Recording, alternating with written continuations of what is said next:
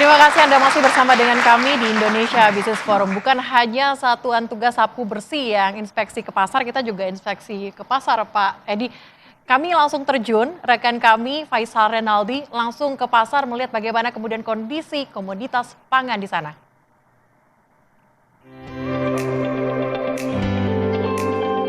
Ya pemirsa, jelang bulan Ramadan 2026, Presiden Prabowo Subianto menginstruksikan agar sejumlah harga pangan, harga sembako tidak boleh naik. Bahkan tak hanya stabil, melainkan harus turun.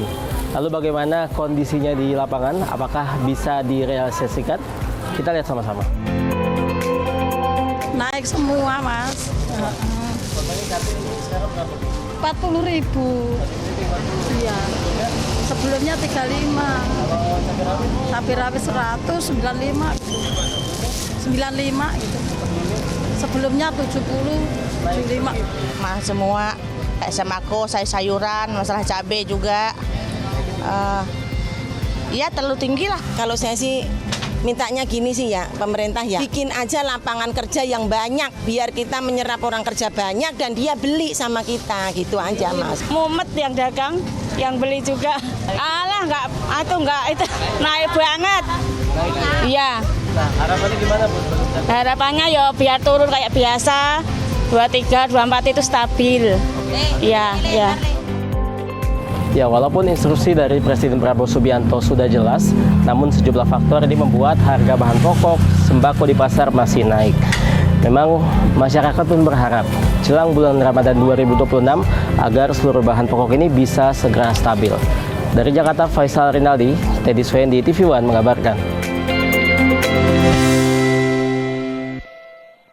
Baik, tadi kita sudah lihat ya, ternyata memang harga cabai pedas sekali. Seperti ini cabai saya yang lagi ada di meja, ini lumayan banget nih. Kalau misalnya dibuat bumbu-bumbu, karena harganya tinggi sekali seperti yang tadi sudah disampaikan oleh rekan saya, Faisal Renaldi, langsung di Pasar Klender, Jakarta Timur.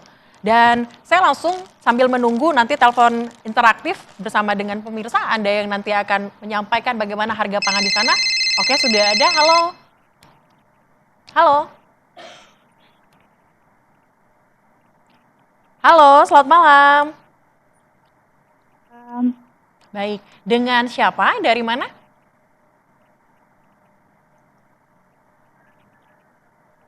Halo?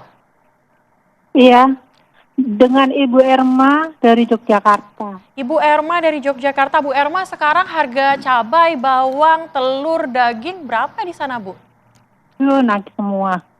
Kalau harga cabai rawit udah 100.000. 100.000 per kilogram. Iya, Oke. kalau yang cabai gede itu 55. Keriting 50.000. Telur udah 29. Oke. Iya. Oke, ini mulai kapan, Bu, naiknya? Saya tadi pagi sih ke pasarnya.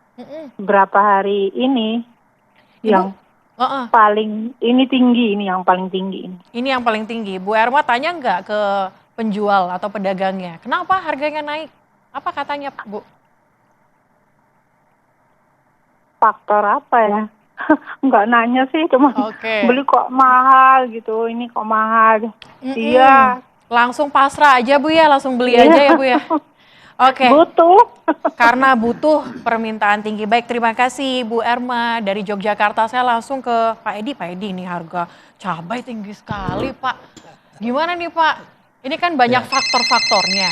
Nah, sebelum Pak Edi nanti menjawab, kita tanyakan lagi nih, ada penelpon lainnya. Halo, selamat malam. Selamat malam. Dengan siapa? Dengan Ibu Nilu dari Lampung. Bu Nilu dari Lampung. Bu Nilu, gimana harga cabai, bawang, daging, telur di sana, Bu? Sangat meroket sekali, Mbak. Waduh, sangat meroket. Jangan marah, Bu, jangan marah. Ini berapa harganya, Bu? Cabai merah itu di 45.000, cabai rawit merah 80.000, cabai rawit kecil 55.000. 55.000. Kalau telur, daging berapa harganya, Bu? Telur di 29.000. Oke, masih normal. Kalau misalnya harga daging? daging di 130.000. 130.000, oke. Kalau ayam gimana Bu, harga ayam? Ayam per kilo itu kemarin saya beli di harga 39.000. 39.000 masih normal. Baik. Terima kasih Bu Nilu dari Lampung. Oke, tadi kita sudah ada 2 penelpon dari Yogyakarta dan juga dari Lampung. Ternyata kalau saya lihat dari harganya ada yang masih stabil, Pak. Pak Edi, dari harga telur masih stabil, ayam juga tidak terlalu tinggi, tapi cabai nih. Pak Edi, gimana cabai-cabai sebenarnya faktornya apa? Kalau tadi sudah disampaikan oleh Pak Mansuri, ternyata cuaca dan logistik, distribusi logistik. Kalau kata Pak Roy Mande tadi harus ada diskresi logistik nih Pak. Bagaimana dari Bapak Nas? Baik, terima kasih. Yang pertama tadi sudah disampaikan dari ibu-ibu ya yang ke pasar bahwa beberapa komoditas naik normal. Seperti telur ayam 29, kan kemudian daging 138 itu kan masih di bawah 140, artinya masih di bawah harga acuan pemerintah gitu ya. Kemudian kaitan dengan cabai merah atau cabai besar juga 40.000. Harga acuannya kan 55.000. Nah, ini memang yang agak mahal ini cabai rawit. Cabai rawit. Cabai rawit kecil tadi disampaikan 55.000. Jadi masih di bawah HET.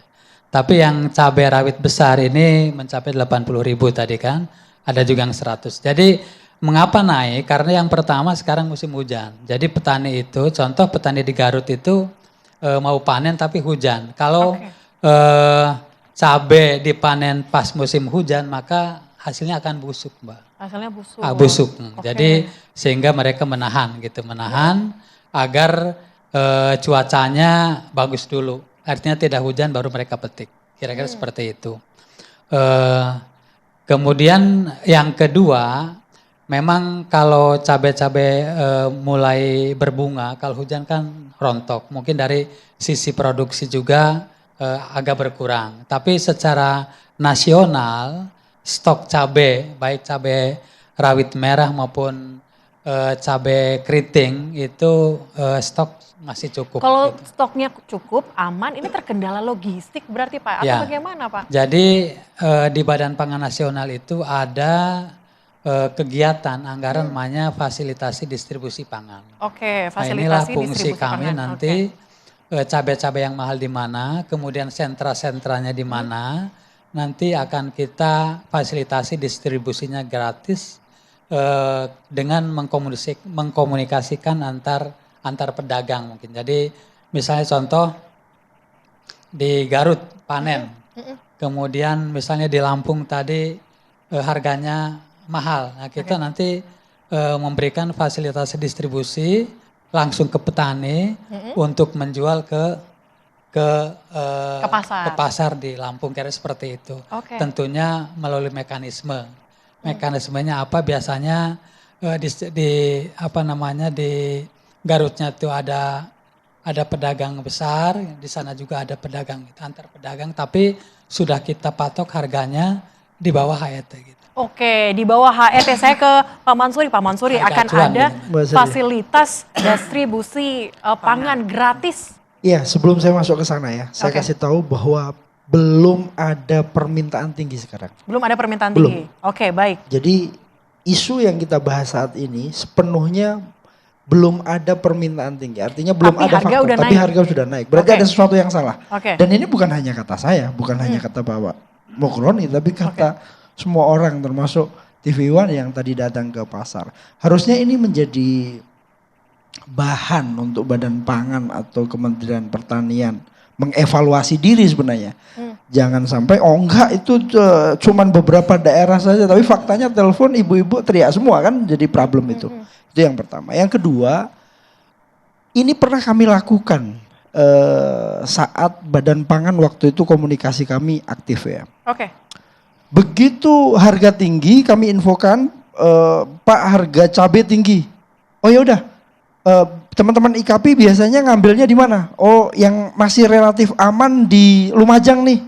Berapa truk bisa dikirim? Kirim truk. Subsidinya ditanggung oleh Badan Pangan. Seperti yang disampaikan Pak Edi tadi. Itu pernah kami lakukan, berulang kali kami lakukan. Berarti itu pernah? Jadi Badan Pangan meminta IKP untuk memfasilitasi distribusi dibantu oleh Badan Pangan distribusinya. Dan itu nggak lama turun. Nggak lama turun. Jadi nggak lama stabilnya? Nggak lama. Makanya maksud saya kalau Badan Pangan itu aktif ya. Saya tidak bilang bahwa Badan Pangan tidak aktif. Tapi kalau lebih aktif dibanding sebelumnya, itu relatif terpantau kok. Oh harga cabai rawit tinggi Jakarta. Oh harga cabai rawit di Jogja tinggi, di Lampung tinggi. Bagaimana cara distribusi pangannya? Dengan jejaring apa yang bisa dilakukan? Itu relatif lebih mempermudah gitu. Saya bersyukur sekali Mbak karena Bapak Presiden mengeluarkan instruksi sekarang. Kalau Bapak Presiden terlambat mengeluarkan instruksi, santai-santai itu pemerintah. Berarti ini masih mungkin harga untuk turun? Sangat mungkin. Kalau turun di Ramadan, saya tadi sampaikan, berulang kali saya sampaikan, agak sulit. Tapi kalau dilakukan sekarang itu mungkin terjadi? Agak juga sulit. Karena ini banyak faktornya Mbak. Dan masing-masing komoditas itu juga berbeda treatmentnya. Cabai itu berbeda. Telur mungkin belum. Baik. Ayam sekarang lagi tinggi di DKI karena apa faktornya? Faktor pangan, pakan ayamnya. Faktor pakan ayamnya ini juga menjadi faktor. Pakannya tinggi otomatis harganya juga tinggi.